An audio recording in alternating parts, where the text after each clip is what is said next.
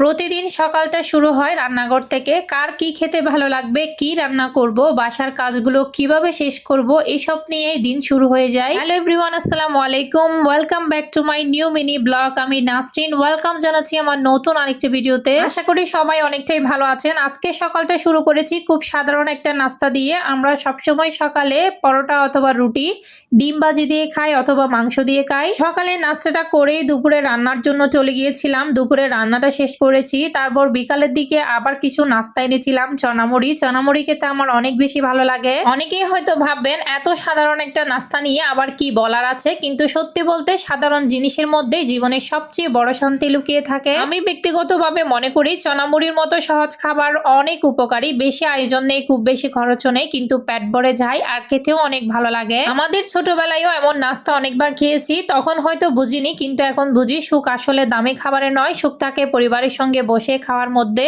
মাঝে মাঝে রান্না করতে করতে অনেক সময় ক্লান্ত লাগে, হাত ব্যথা হয়, গরমে ঘাম ঝরে, কিন্তু সংসার তো এমনই, সংসারের কাজ কখনো শেষ হয় না। তবুও আমরা হাসি মুখে করি, কারণ এই কাজগুলোর সঙ্গে আমাদের পরিবারের ভালোবাসা জড়িয়ে থাকে। অনেকেই বলেন তুমি সারাদিন শুধু সংসারের কাজই করো। আমি বলি হ্যাঁ করি, কারণ এই কাজগুলোরও একটা মূল্য আছে। ঘর পরিষ্কার করা, রান্না করা, সবাইকে সময় মতো খেতে দেওয়া, এইসবও একটা সংসারকে সুন্দর করে রাখে। বাইরে থেকে হয়তো ছোট কাজ মনে হয়, কিন্তু যে মানুষ প্রতিদিন করে সেই জানে এর কষ্ট আর আনন্দ। আমি জানি আমার মতো অনেক আপু আছেন যারা সকাল থেকে রাত পর্যন্ত পরিবারের জন্য কাজ করে যান। আপনাদের জন্য আমার অনেক দোয়ার ভালোবাসা রইল। মনে রাখবেন আপনার পরিশ্রম কখনোই ছোট নয়। হয়তো সবাই মুখে বলে না, কিন্তু আপনার কাজের মূল্য অবশ্যই আছে। আরেকটা কথা বলি, নিজের জন্য একটু সময় রাখবেন। কাজের ফাঁকে একটু বসে চা খান, নাস্তা করুন, নিজের শরীরের যত্ন নিন, কারণ আপনি ভালো থাকলে তবেই পুরো পরিবার ভালো থাকবে।